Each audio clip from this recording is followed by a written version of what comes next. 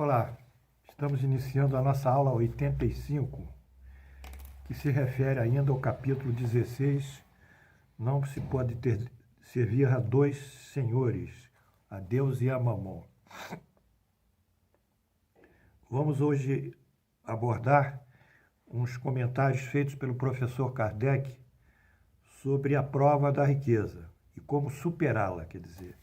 Aqui seria a superação da prova da riqueza, né? Que é uma prova pesada. Isso está no nosso livro, o Evangelho segundo o Espiritismo, Centro Espírita Leon Denis, 2000, páginas 423, 425. Antes disso, eu gostaria de dizer que hoje o patrono da casa que eu trabalho há mais de 30 anos, muito mais, que é o Lar de Frei Luiz, hoje nós comemoramos o aniversário de encarnação de Frei Luiz. Frei Luiz encarnou justamente hoje, 29 de junho de 1872, mas na Alemanha. Depois migrou para o Brasil, era um frade franciscano. E se ficou lá muito próximo em Petrópolis, entre os franciscanos. E se tivesse vivo hoje, Frei Luiz completaria 148 anos. Portanto, homenagem ao espírito tutelar do Lar de Frei Luiz, as nossas homenagens, os nossos agradecimentos, o nosso amor. E que ele abençoe essa aula aqui também.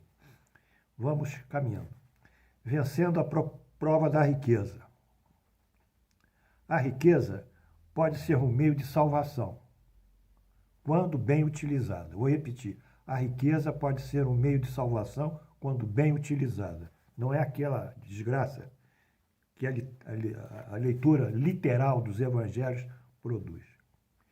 Em realidade, não é a riqueza que devemos culpar, mas o homem que dela abusa, como abusa de todos os dons que Deus lhe deu. É verdade. Seu mau uso é consequência do estado de inferioridade do mundo terrestre.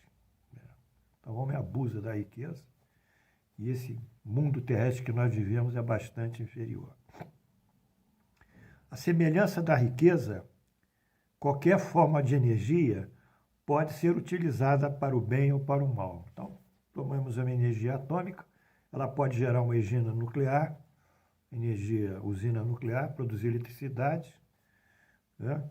Produzir trabalho com eletricidade, ou pode ser revertida por uma bomba atômica. Então, o problema não é da riqueza, é da utilização dela e do fim que nós objetivamos dar a ela ou dá-la. A mesma coisa nessa semelhança à energia de qualquer forma. Então, a riqueza pode ter bons ou maus fins, sendo o homem o gestor e o responsável pelo seu destino. Muito bem. Feito esse preâmbulo, nós concluímos que a riqueza é um problema do homem e não da riqueza. Então, não é o camelo que está nessa situação, não é o rico que não está nessa situação, é o caráter do indivíduo, sendo rico, sendo pobre. Já tiramos a discriminação contra o rico. Segundo, provas da riqueza e da miséria. Também está aqui no nosso Evangelho segundo o Espiritismo, no ano de 2016, página 230 e poucas. Vamos lá. Não. Provas da riqueza e da miséria. Está no Livro dos Espíritos. Isso que é verdade. Vamos lá. Pergunta 814. Por que Deus concedeu a uns a riqueza e o poder e a outros a miséria? Por quê? Para experimentá-los de maneira diferente. Além disso, como sabeis, essas provas foram os próprios espíritos que as escolheram antes de encarnar, e frequentemente eles a elas sucumbem. Então, essas provas da riqueza e da miséria são provas, elas têm, é um exercício que o espírito tem de fazer, de como ele fará a gestão da riqueza e como ele também, o outro lado, ficará confortável ou se relacionará com a miséria. sabendo que isso é uma escolha do seu próprio destino. 815. Qual das duas provas a mais terrível para o homem? A da desgraça, ou chamaria miséria, ou pobreza exagerada, ou da fortuna? Tanto uma como outra o são. A miséria provoca queixa contra a providência. Quer dizer, o sujeito que está na miséria se queixa, é revoltado, se queixa do destino, se queixa de Deus. E a riqueza incita todos os excessos. Eu sou rico, posso fazer tudo, como nós vimos. Então, se nós sumarizarmos isso, nas provas da riqueza há o risco do excesso. Nós chamaremos isso de uma prova para o indivíduo, que ele está ali naquela situação que ele tem que ser temperante, tem que ser firme no seu caráter, não se deixar levar pela riqueza. E do outro lado, a miséria. A miséria é o indivíduo frequentemente se queixa contra Deus, se queixa contra a providência, se queixa contra o destino. A miséria é um problema que não é dele, que foi colocado para ele. Mas o Espiritismo mostra que isso vem de outra encarnação. Não é?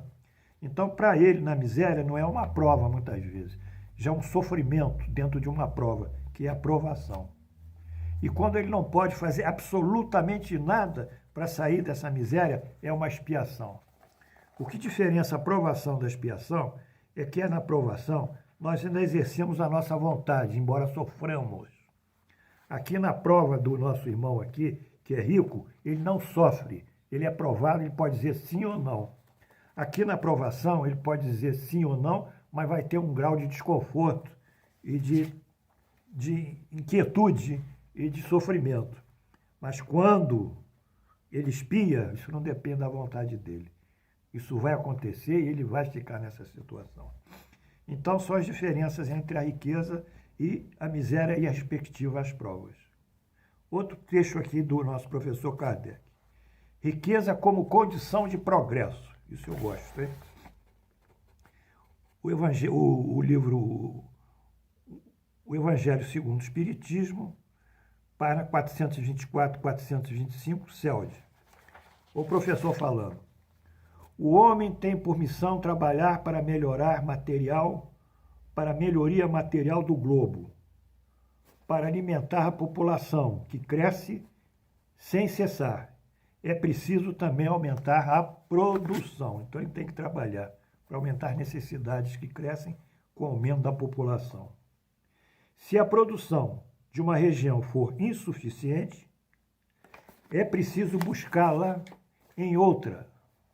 Por isso mesmo, as relações entre os países tornam-se uma necessidade. Ou seja, já Allan Kardec, em 1857, assinalava, esse livro até de 1864, a necessidade do intercâmbio entre os países, né? Como hoje nós vemos na globalização. Para possibilitar o seu progresso, o homem procura na ciência meios de alcançar mais segura e mais rapidamente. Para fazê-lo, precisa de recursos, ou seja, a ciência que vai dar uma sustentação ao progresso do homem, ao conhecimento. Mas para ter esse conhecimento, ele precisa investir, ele precisa ter investimentos, precisa ter recursos. A necessidade o faz criar a riqueza, como havia feito com a ciência. Então, ele precisa buscar a riqueza ou precisa trabalhar com a riqueza para produzir mais conhecimentos. É o caso hoje, por exemplo, de uma eventual vacina contra o coronavírus. Essa vacina é um produto, ela precisa de investimentos, né? Não sei se são centenas de milhões de dólares, pelo menos, para poder produzir essa riqueza, essa vacina. A riqueza, portanto, é considerada com essa condição um elemento de progresso, não é de pecado. Né? Dessa forma, riqueza e progresso material ou seja, moral. Numa primeira fase, há o avanço científico e tecnológico, e a riqueza aparece. Eu vou explicar com mais calma. E na segunda, com o avanço da riqueza, que é produto da ciência, da tecnologia, do aperfeiçoamento das condições de trabalho, do aperfeiçoamento das condições de gerar bens de consumo, bens primários, bens secundários, enfim, comércio, indústria. Numa segunda fase, essa riqueza se estabelece, dá prosperidade aos nacionais daquele país e produz o avanço moral. Então, a riqueza, depois de alcançar a prosperidade de uma nação, levará ao estudo da modificação das suas leis, dos seus costumes, para avançar no progresso moral. Então, eu fiz aqui um algoritmo de tudo isso. Vamos lá. Como a riqueza é importante. Primeiro, o homem trabalha. Tá. Pesquisa. Ele vai fazer a pesquisa dele. Pesquisa na academia. As universidades são grandes centros de pesquisa. Na pesquisa, ele descobre determinados eventos e fenômenos físicos, químicos, biológicos, etc.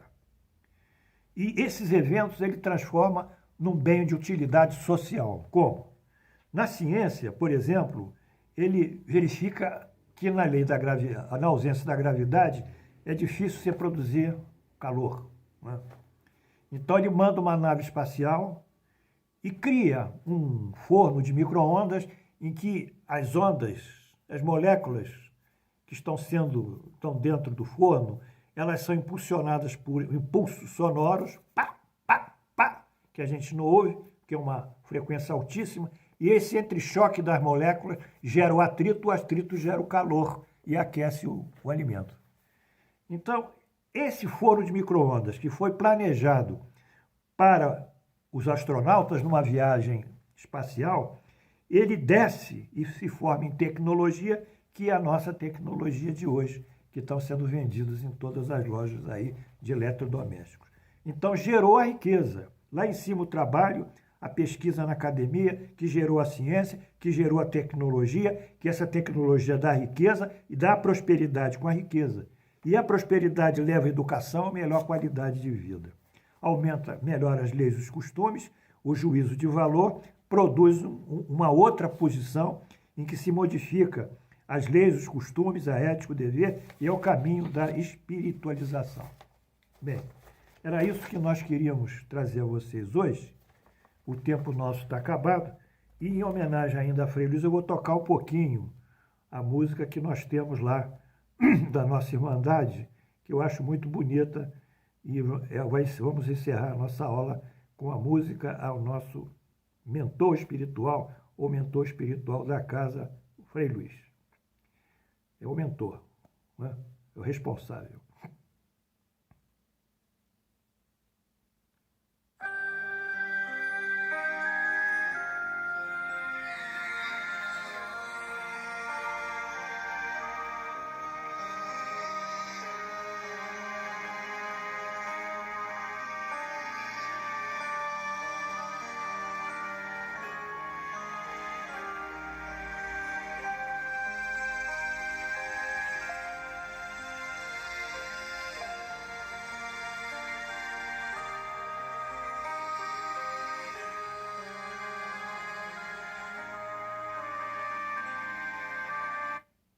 Não é?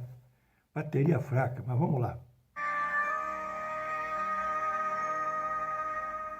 Se a alegria falta, se a dor maltrata, não se entregue. Existe uma esperança num lugar tão lindo. Velhos e crianças colhem lírios de orações. Vibra música no ar, espalhando harmonia, derramando amor sobre a terra inteira.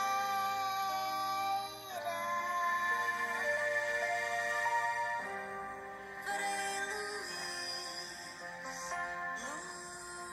luz conduz pela estrada do Evangelho, a seara de Jesus, todos juntos com o Senhor, na felicidade do amor. Tchau. Até amanhã.